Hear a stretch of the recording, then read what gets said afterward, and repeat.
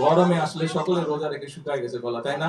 আমারও গলা শুকায় গেছে। পানি কিন্তু সবাই বেশি করে খাবেন আজকে, অনেকক্ষণ রোদে ছিলেন আপনারা। এখন প্রিয় ভাই বোনেরা, এই যে যেই কাজগুলোর কথা বললাম, এই কৃষক কার্ড বলেন, ফ্যামিলি কার্ড বলেন, খাল খনন বলেন, এই যে কৃষির সাথে সম্পর্কিত মিল ফ্যাক্টরি বলেন, এইগুলার পরিকল্পনা নিয়ে আমরা এইগুলা স্থাপন করব।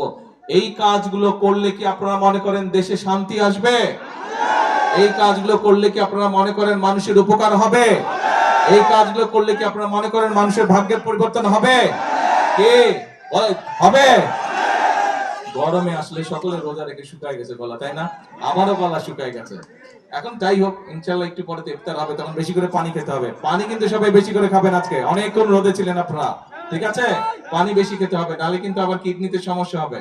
ঠিক আছে? ইফতার করে পানি বেশি খাবেন, যত না খাবার খাবেন আজকে পানি বেশি খেতে হবে, কারণ এই রোদের তাপে শরীর থেকে পানি টেনে নিয়েছে। তো এখন এই কাজগুলো করলে মানুষের ভাগ্যের পরিবর্তন হবে।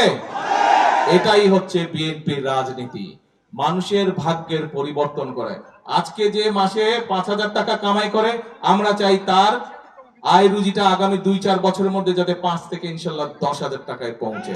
আজকে যে 2,000 টাকা ইনকাম করে, আমরা চাই এমন পলিসি নিতে, আমরা চাই এমন পদক্ষেপ নিতে যার মাধ্যমে তার ইনকামটা ডবল হবে। যদি 2,000 হয়, 4-5,000 আগামী কয়েক মাসে বা 2-4 বছরের মধ্যে যাতে তার ইনকামটা ডবল হয়।